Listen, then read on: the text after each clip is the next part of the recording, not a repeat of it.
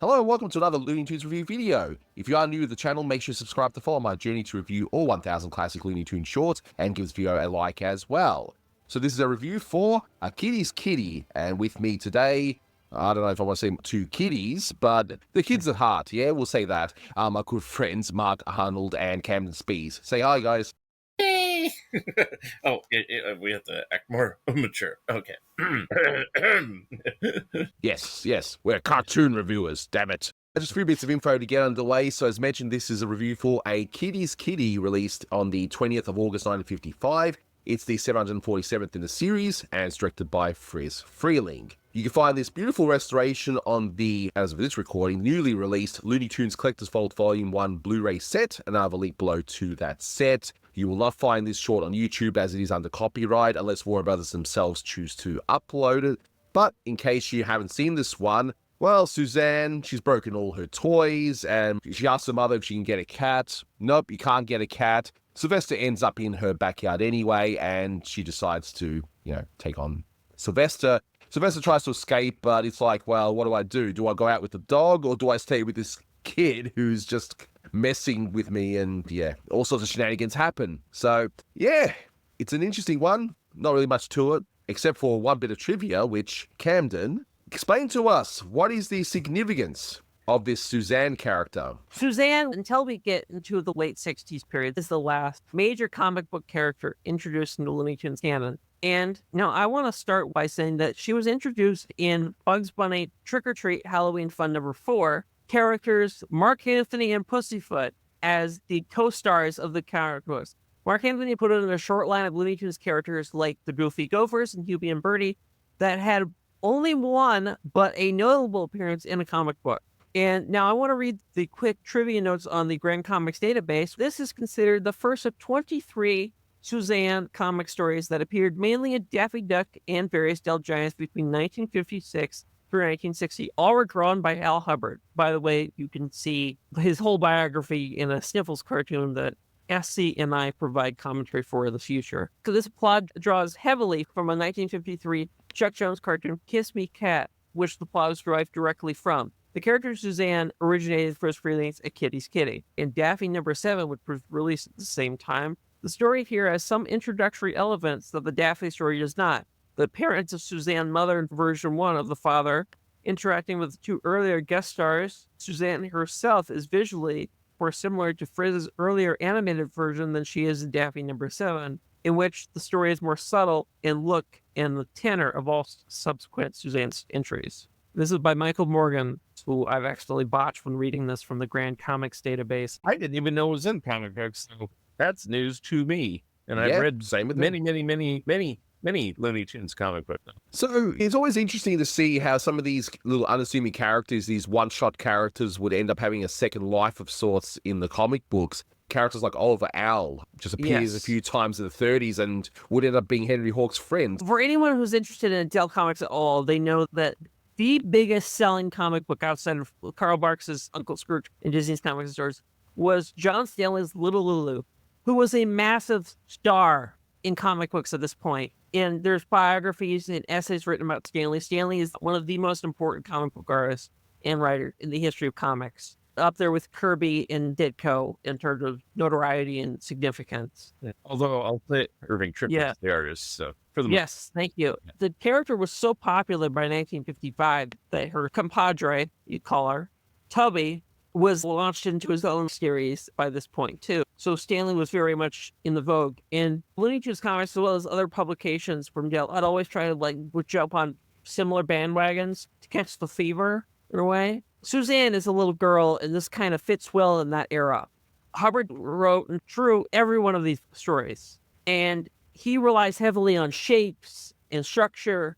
And Suzanne's very angular in the comic books, round shapes stacked together instead of like a human little girl like she is in the cartoon. The other interesting thing about this Suzanne character is while you have June Foray doing the voice of the mother in a very small role, you've got Mel Blanc doing a few minor things with Sylvester, the whole yeah, and a few screams and pretty much it. It's mostly mute here. But you have the other prominent voice here of Suzanne is done by a lady by the name of Lucille Bliss, who actually lived to be 96. So she actually had a very long life, similar to June Foray, in fact, who lived to be, 99. June and Lucille Bliss were good friends. But a lot of people know who Lucille Bliss is without even realizing it, because if you like the Disney Cinderella, she voiced Anastasia. But I think most people would know her best as Smurfette in the 1980s. Crusader Rabbit. Yeah. But But to be fair, I mean, there is a thing called should, and there's the thing called reality. And I think the reality is people probably know her most is Smurfette. Another interesting thing with Lucille is that her last Looney Tunes role, just in case anyone was wondering, she actually had a guest role in the Duck Dodgers TV series. And that series actually had a few of the old timers, so to speak, doing guest roles in that, which was a nice little touch, nice little Easter egg for us. So there's that as well. But yeah, she had a long story career doing a lot of voices. But yeah, I think arguably most people would know her best as Smurfette. Sorry, guys, I know Crusader Rabbit, no, but Well, I'll say this. On her business cards, they did have Crusader Rabbit and Smurfette. when I first watched this short, I didn't actually pick up on that. But then once I did my research, I was like going, oh yeah, it sounds kind of like Anastasia from Cinderella. I can sort of now pick it because obviously she's changing her voice to suit a young child. But anyway, that's the main bit of trivia. It's really about this Suzanne character. With this one, I actually admittedly never saw this one before. I saw it for the first time the other day just to do my research and to have a look at it. And I was pleasantly surprised. I'm not sure how to feel about Suzanne as a character. I think it's like, I'm not a fan of spoiled kids. reminds me of that character who would be in that. What is that thing? Tiny Toon Adventures. Yeah. Oh, Elmira. Yeah. Maybe, could be an influence there, I don't know. But still, you know, she's just a child that I guess doesn't realize her surroundings. She wants a cat, she's trying to be loving to this cat, but of course she ends up doing wrong by the cat, and poor Sylvester's having to choose between her and the bulldog outside, which leads to a wonderful payoff at the very end. I was pleasantly surprised. But what about you guys? I know, Kamden, you watched this quite a bit because of the Suzanne comics. Because I studied the comic books religiously, I'd seen this quite a bit. Old geezer here. The weird part about the old Bugs Bunny Roadrunner show is they only seem to show so many cartoons. So there were certain ones that I was kind of shocked and surprised that just kind of got lost in the shuffle. Now, it does say on this Looney Tunes wiki that it did air on ABC. So that means it was on the Bugs Bunny, Sylvester, and Tweety show, which by that time I was getting pretty long in the tooth watching cartoons on Saturday morning. So I didn't watch it that often as they started adding that one. So I didn't see it probably until I got my bootleg collection of all 1,000 Looney Tunes. And I knew there was going to be ones I had never seen before. And this was one of them. And it's like, I go, there's another cartoon. It just drives me nuts to this day. And I said this off air, but I'll say it again. It's like I went through all 1,000 cartoons to see what's available now on DVD and Blu-ray. And there's more than a handful of Tweety and Sylvester cartoons that have never been on DVD or Blu-ray. They might have been on VHS. They probably aired on television, but never DVD or Blu-ray release. And to me, that's insanity. I mean, Jerry Beck even wrote a book about Tweety and Sylvester. And to have a lot of the cartoons out of commission is really kind of strange.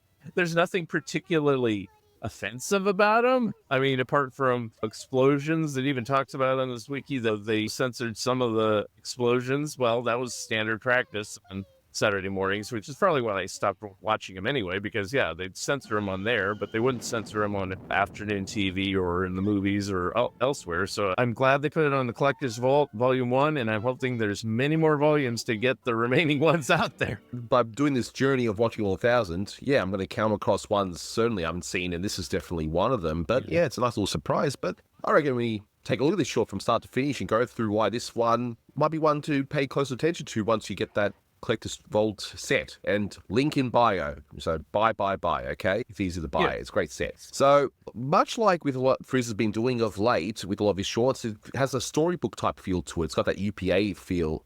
And this one, it suits the story quite well. So I love the beginning. So Suzanne's broken all the toys and she asks her mother if she can have a cat. As their heads can't be torn off.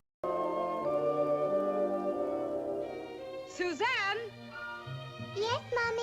Suzanne, look at your toys. How can you be so destructive? I guess they just don't make dolls like they used to. Can I have a real live Woody cat to play with? Their heads don't come off. love the child logic right there. So it's a nice little way to start, but no, the mother's like, no, you're not going to get any other toy or pet until you're more responsible. So at least she's being a good mother in that regard. And we then see Sylvester being chased by Hector the bulldog. And I'm assuming it's Hector. It could be just a generic bulldog, but we'll just call him Hector, I guess. But Sylvester ends up going into the yard. Hello, Putty Tat. Don't be scared, Putty Tat. I'm not going to hurt you. I'll take good care of you. My mommy don't want me to have a cute little Putty Tat to play with. But you're different. I like how it all sets up, because you think straight away the logical story point is, oh, just leave. You know, you're in this random backyard anyway, just go. And Sylvester does try to go. And I like the animation of him trying to leave. Nope, the bulldog's out there. And when he walks back in, just that animation of him resigned to the fact is like, oh, okay, I'll go with you, even though you're treating me rough. Okay.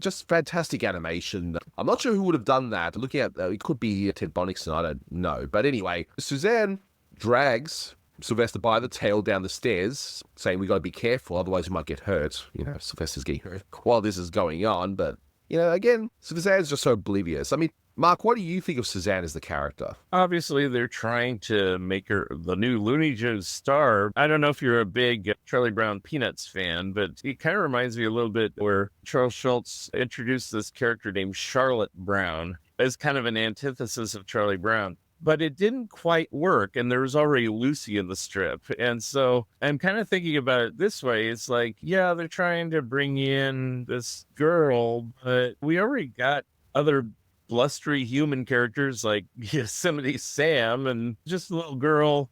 She's not really derivative of little Lulu per se, but she's a lot more derivative, even in looks, of little Audrey. And there might have been some issue with that, saying, hey, if we try to make her a star, famous studios might take issue. Who knows? I'm just kind of guessing. Seems logical, but then it went over to the comic book graveyard, as it were, and they kept trying it there, along with like Mary Jane and Sniffles and things like that.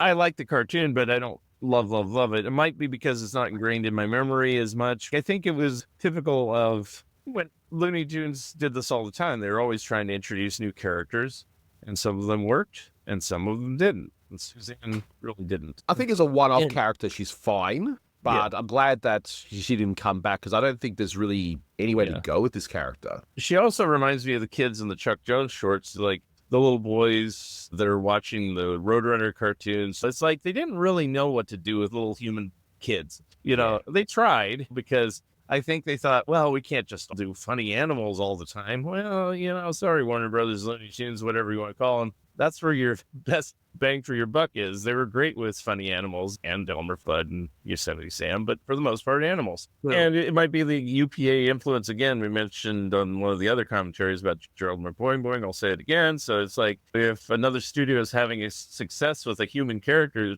do one like that. We need that money. I'm sure there was conversations like that. They weren't living in a bubble. They were paying attention to the other studios, especially if there's some traction where they're making sequel cartoons and stuff like that. We've now seen this laundry scene, a nice way to save on the budget, I guess, where she just puts Sylvester inside the washing machine, which honestly, I didn't think this was particularly funny. I think it's quite cruel. I found like the whole outcome of this kind of gag like makes no sense. But you know, it's one way, I guess, to cut costs, because there's nothing really animated per se. If anything, it could be just someone brand new just doing that one brief scene, and that's it, of Sylvester struggling in the washing machine. But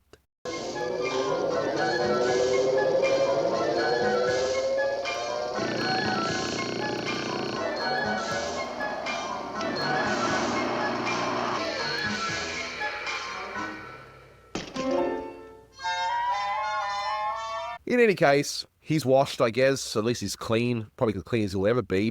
Friz Freleng reused that gag in Pink Panther shorts and things like that. You know, he liked that big ball of fur puffball thing. What? Friz Freleng reusing gags? Never. Yeah. Who would think that he would ever do that, Dogfather? But we then go to the next scene in the kitchen. I do like the idea here. It starts off where she's actually doing something normal. So you think, oh yeah, she's not completely, you know, oblivious. I like the fact that Suzanne feeds Sylvester, and I love the joy in Sylvester's face as he's eating along. I think this bit's done by Art Davis as well, because it's kind of loose, but this bit kind of freaked me out where, okay, she's licking the same milk that Sylvester was licking, which in itself is like, oh, okay. I mean, that probably grossed me out more than the mud. Well, we later already on. established he's kind of a creepy kid, so... And this bit is just kind of weird, how he's just in the ice cube tray. That's just a bizarre gag. You just look at Sylvester's expression on that one shot. It's just, I don't know. That was, I don't like to overthink that one. That was just too bizarre. But sure enough, at least Suzanne has the right idea. You got to heat up poor Kiddie, you know. He's cold. He's got to be warmed up. So that's not necessarily a bad thing, except we got a gag here that doesn't really amount to much. It's just Sylvester getting hot, and then he just goes to a fan to cool him down, and we end there. So there's no real punchline, I thought, with that. I don't know. I think that whole scene could have been cut, and nothing would have really changed. I don't know. That's just me. But we get to the whole bit involving liver and all that good stuff that all cats seem to like, and... Would baby like a nice dish of liver and sardines? Yeah. All right. Here you are. Liver and sardines. It's mud. It's I what don't know normally why, but the happens. cat being shot in the foot or being choked to death didn't disturb me. But man, him being force-fed mud really disturbed me. You can feel it in your mouth as he chews it. It's like a grainy, Yeah. you know, it's not like he's just eating it and you're like, okay, he ate a little much. It's like gratuitous, like, he's eating mud. Look at that. But at least in the milk bit, he's having actual milk. But we get a repeat of the gag beforehand, which is the second of our rule of three we're going to see in this short, where he tries to escape, where it's like, understandably, like, no, I've had enough. But that animation, again, of him just resigned to his fate going, okay, I'll go and eat it. But as you point out, Mark, the sound effects by Treg Brown are perfect.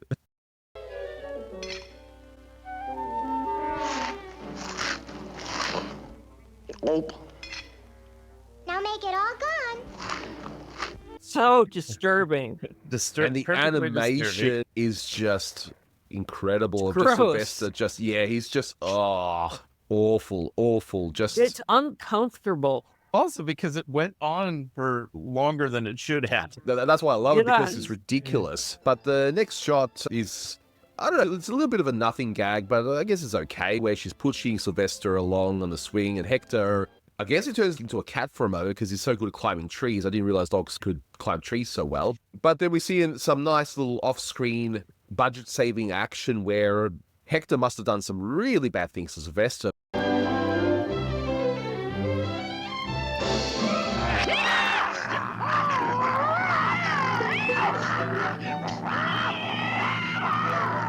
Suzanne just puts on a nurse's costume, and that's all we see. So, to be fair, though, even though it's a budgetary thing, you can imagine it being more gruesome than what it probably actually is. So, I'll give it that at least. But the next shot of Sylvester, you just see one eye as he's being bandaged up. I'm thinking, wow, that Hector must have really gone to town with Sylvester in this one. Or she's just a bad nurse. Yes, there could be that as well. Or both. Well, both, yes. Could be either or. But it actually makes the final punchline even funnier, because if it was Hector doing all this, it makes it more funnier.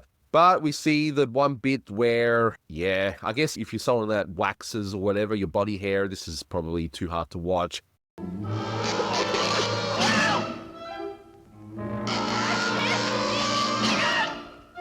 I don't know what's worse, the body waxing bit here or the mud eating. I don't know. What was going on at Warner Brothers at this time? Wasn't there a shutdown around this time? And There was. maybe budget cuts, and maybe that's what. It's like he's venting on screen. They're making me eat mud. I'm Probably. going to spend 1 minute of screen time showing the different cycles of a clothes washer. You know, Maybe they watched Yeah. too many Herman and Catnip cartoons when they were so Yeah. desperate. I don't know. it's just oddly timed, and there's oddness about it. I'm just wondering what was going on behind the scenes when they made this. Yeah. But that's a good about the slow-mo, by the way, him ripping off the actual fur. The next Bad. gag is the captain. I have trivia for that. The Captain Electronic in Outer Space, Everything which I know over is Mark space. Arnold's favorite show. He watched that a lot Yes. as a kid, right? Wait, how old do you think Mark is? Even he's not this old. Not I did reruns. watch Captain Cosmic, but that was a local show in San Francisco. Yeah. Now, this is a parody of Captain Video, Probably. who was also Ed Norton's favorite for the Honeymooners. Yeah. I love the design of it. But although, weirdly enough, they put a lot more detail on his butt in this shot, which is kind of odd, but I don't know. It's another thing of a sign of the changing times where we get a lot of shorts now involving television, just whether it be television parodies or just television sets in the household. But it's interesting that it shows that they're all both tired and they got bloodshot eyes, but that suggested that was this a night or something? I think it's a suggestion on what they think television was going to do to people. Yeah, bad for your eyes. Yeah. You watch too much of it. Go to the movie theater instead and pay for these cartoons. Damn it. Sylvester tries to hide from her under this couch, which oddly looks like a baseball type design with the stitching. It's kind of interesting design of the couch. But the next gag is really nicely timed. I do like it where she, of course, puts a fish in the bucket. I mean, you hope the fish will be okay. There is some water in it, I guess, but I don't think the fish will be too happy. So she dresses up Sylvester as Captain Electronic, and the timing of this it's a bit of firecracker, I would think, right? So the fact she has access to firecrackers is quite disturbing, but no, you think that Sylvester's going to blast off, but no, in a split moment, the cracker ends up going inside his fishbowl helmet. It just blows up in there. Captain Electronic in outer space.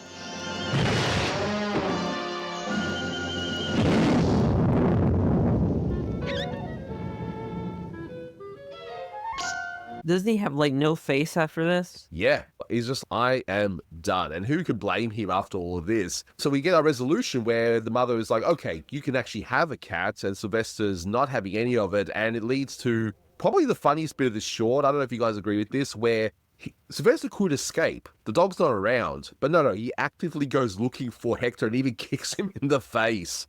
And then the chase continues on and we end right there. I mean, would you guys agree that's probably the best part because of the stupidity of it all? I would say this whole third act, as it were, is probably the best part. Yeah. I agree with that.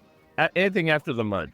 Yeah. And the waxing. The short redeems itself. Especially just showing how stupid Sylvester can be when he could have just left, and no. He has to kick Hector in the face, which again, I think this is an Art Davis shot because of the way he kicks him. So this one, I don't know, I'm finding this one a little bit harder to rate because I like this one, but more for how much it gets wrong, if that makes sense. It's kind of a weird one. I like this one historically. How about that? Let me point that out. As a trivia fact, I think this one gets a 10. For trivia, it says so many scenes that are gross for me to give it a 10. Yeah, I think they'll be too mean to Sylvester in this one. And the Suzanne character, I guess she's fine for one shot, but I'm glad they didn't really continue with her in the shorts. She worked better in the comic books because they did something totally different with it. This has nothing to do with animal cruelty in the comics at all, except for the first one is just directly derivative of the Chuck Jones cartoon, Kiss Me Cat.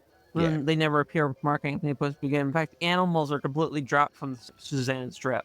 I'm looking at Suzanne comic book pages for the first time ever while we're doing this recording. And one of them has Bugs Bunny. He's a fortune teller. And yeah, the design of Suzanne is, again, it's an interesting one. Actually, certain shots in this short even reminds me of that Napoleon short that Friz Freleng would direct as well. So she kind of looks like Napoleon in a few poses. Yeah, I don't know why they had that boxy square look. That's why I said before, is Funko Pop's boxy square-shaped head. I guess they thought that was a style. I'm glad they didn't apply it onto Elmer. Yeah, for sure. But in terms of rating, I'm thinking a 7 is fair. I'll give a 7 too. Yeah. I was going to say 6.5 or 7 when we were talking about things earlier, just before we were getting to the rating part. I was just saying, what would I give this? Because it's a bit are good, but it's not excellent. Parts of it are just watchable. The parts are disgusting. And it wasn't the mentioning liver and sardines. It was actual mud. I'll do a 10-hour YouTube poop video where it's just without Sylvester eating that mud on repeat or something. I don't know. And emphasize that sound effect. But I think that just about does it. So thank you all for watching, guys. And until next time, take care. And don't eat mud. Please don't eat mud.